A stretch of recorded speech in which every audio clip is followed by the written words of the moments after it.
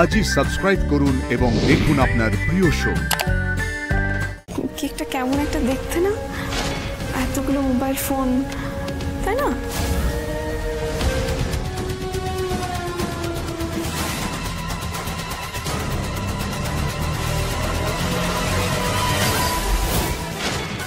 এটা কি?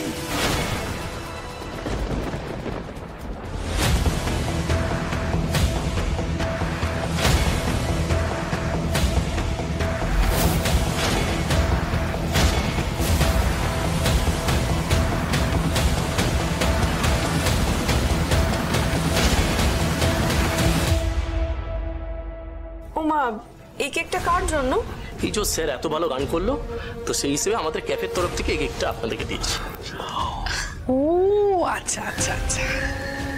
বাবা, কেকটা কেমন একটা দেখতে না, এতগুলো মোবাইল ফোন, তাই না?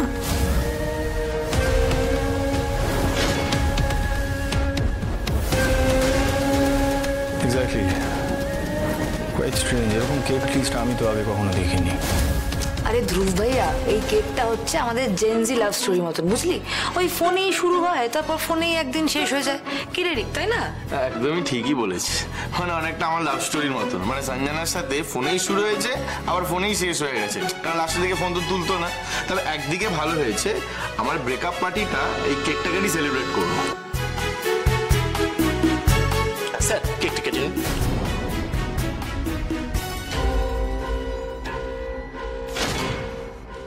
জেবি,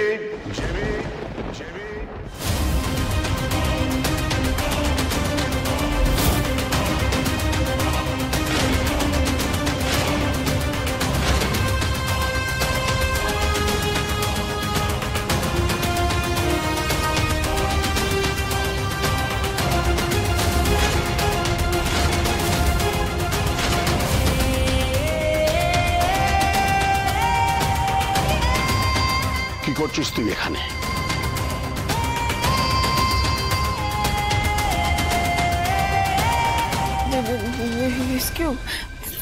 তুমি এখানে কি করছিস তুই এখানে?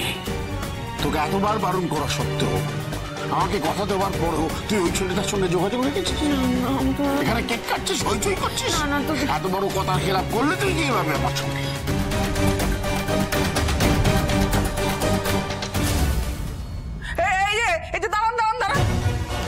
আমাকে কথা বলতে দে। আপনি কে মশাই? কে? হ্যাঁ, ও একটু কথা বলতে দে।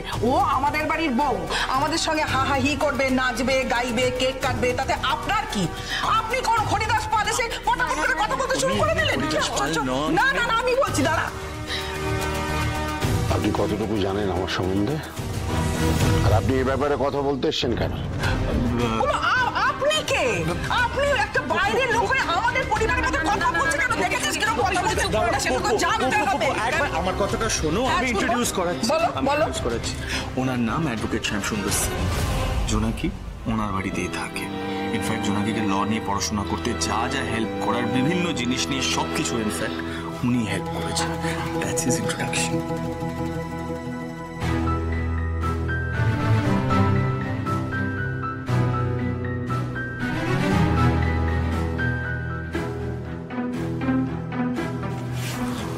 আমাকে ক্ষমা করবেন আপনি, আমি না বুঝে আপনাকে অনেক কটু কথা বলে ফেলেছি। দয়া করে কিছু মনে করবেন না। এইসব কথা আপনি মনের ভেতরে পুষে রাখবেন না, কেমন? যাক, ভালোই হয়েছে, ভালোই হয়েছে। আপনি যখন চলে এসেছেন, তখন আমাদের মিত্তির পরিবারের সকলের সঙ্গে আলাপ করে তবে যেতে হবে, কেমন? ঠিক বলেছি না? আর মিষ্টি কিন্তু না, মিষ্টি তো নেই, কেক না? হ্যাঁ, এই কেক কিন্তু আপনাকে খেয়ে যেতেই হবে। কেক খেতে আসিনি আমি এখানে, আর আপনাদের সঙ্গে খেজুরি আলাপ করার মতো সময় আমার নেই। আমি এসেছিলাম জেবির খোঁজে, খোঁজ পেয়ে গেছি, আমি চলে যাচ্ছি। কিন্তু এখান থেকে যদি আপনি না খেয়ে চলে যান, তাহলে আমাদের যে খুব খারাপ লাগবে। ঠিক আছে, আমাদের জন্য না হয় আমি বাদই দিলাম। আপনি তো জোনাকিকে খুব ভালোবাসেন, অন্তত জোনাকির জন্য কিছু একটু মুখে দিয়ে যান। হ্যাঁ মানে আপনি জোনাকির জন্য যা করেছেন সত্যি তার কোনো তুলনা হয় না। আর জোনাকি এতদিন পর আমাদের সঙ্গে রয়েছে, সেই খুশিতে অন্তত আপনি কেকটা খান, আমাদের তাহলে সত্যি খুব ভালো লাগবে।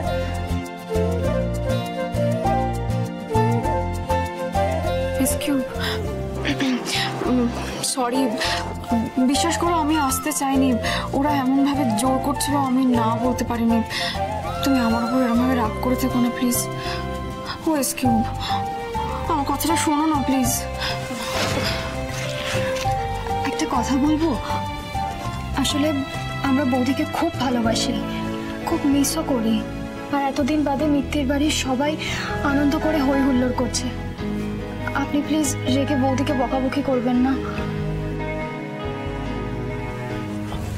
মানে জোনাকি তো কিছু করেনি, যা করার তো আমি ভুল করেছি। আপনি জোনাকির উপর রাগ করে থাকবেন না প্লিজ।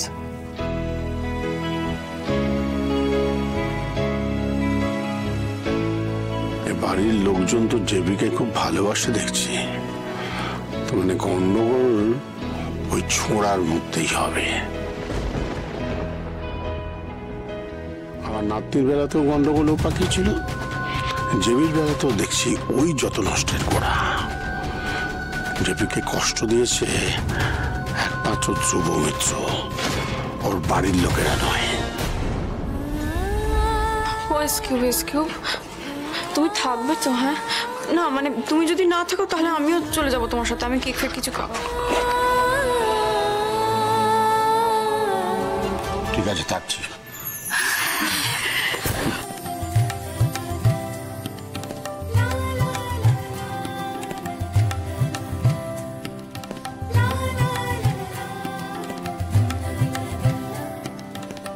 ব্যাস, তাহলে তো আর কোনো সমস্যাই নেই, আমরা ঝটপট কেকটা কেটে ফেলি। হ্যাঁ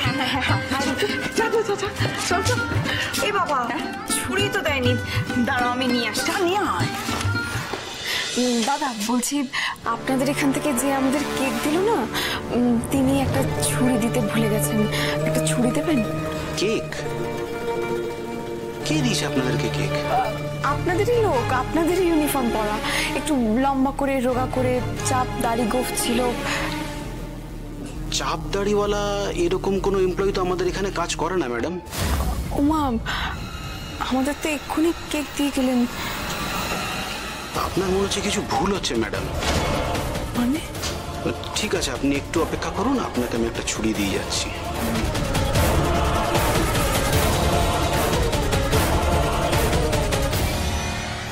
এই যে স্যার এত ভালো গান করলো, তো সেই হিসেবে আমাদের ক্যাফের তরফ থেকে এই কেকটা আপনাদেরকে দিয়েছি। এই মেয়েটা দাদাটা এমন কথা বললো কেন? তাহলে যে আমাদের কেক দিল সে কে?